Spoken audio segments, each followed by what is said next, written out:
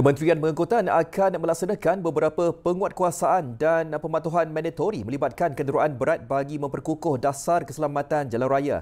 Menteri Pengangkutan Anthony Loke Siew Fook berkata pihaknya akan menjalankan penguatkuasaan mandatori iaitu penghad kelajuan speed limiter pada kenderaan berat dan pemakaian tali pinggang keledar.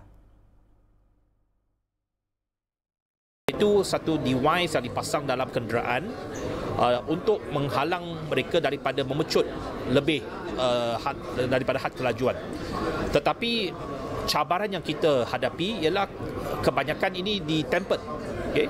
Walaupun ada speed limiter, mereka tempered. Mereka ubah untuk lulus pemeriksaan di Puspakom, mereka pasang. Selepas itu mereka tempered. Beliau berkata demikian selepas merasmikan Cruise World Malaysia 2025 di Georgetown pada Selasa. Loke berkata pihaknya juga mencari langkah mengatasi isu kenderaan berat membuang penghad kelajuan itu supaya tindakan tegas dan undang-undang dapat diambil oleh pihak berkuasa selepas ia diwajibkan. Ketika ini, bas baharu yang dikeluarkan mulai 2020 dan seterusnya wajib mempunyai tali pinggang keledar untuk sebuah penumpang. Namun bas yang terlibat dalam kejadian di Jalan Raya Timur Barat JRTB dibina pada 2013 dan tiada tali pinggang keledar.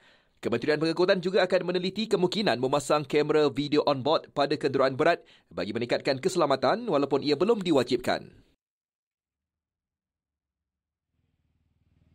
Sementara itu, Menteri Pengangkutan Anthony Loke Siew Fook berkata Kementerian Pengangkutan akan membawa isu keselamatan dan langkah-langkah segera yang boleh diambil untuk menambah baik Jalan Raya Timur Barat JRTB dalam mesyuarat Jemaah Menteri pada Rabu.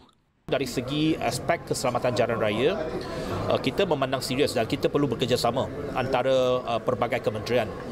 Dan perkara ini akan saya bangkitkan dalam mesyuarat Jemaah Menteri esok pagi untuk kita melihat apakah langkah-langkah segera yang boleh diambil untuk menambah baik khususnya isu keselamatan di Lebuh Raya Timur Barat ini yang memang menjadi perhatian kita.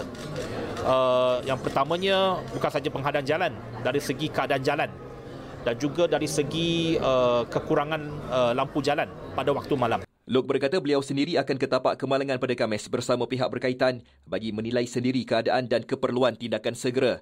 Beliau juga berkata Polis Diraja Malaysia PDRM dan Jabatan Pengangkutan Jalan JPJ sedang menjalankan siasatan terperinci terhadap kejadian kemalangan tersebut.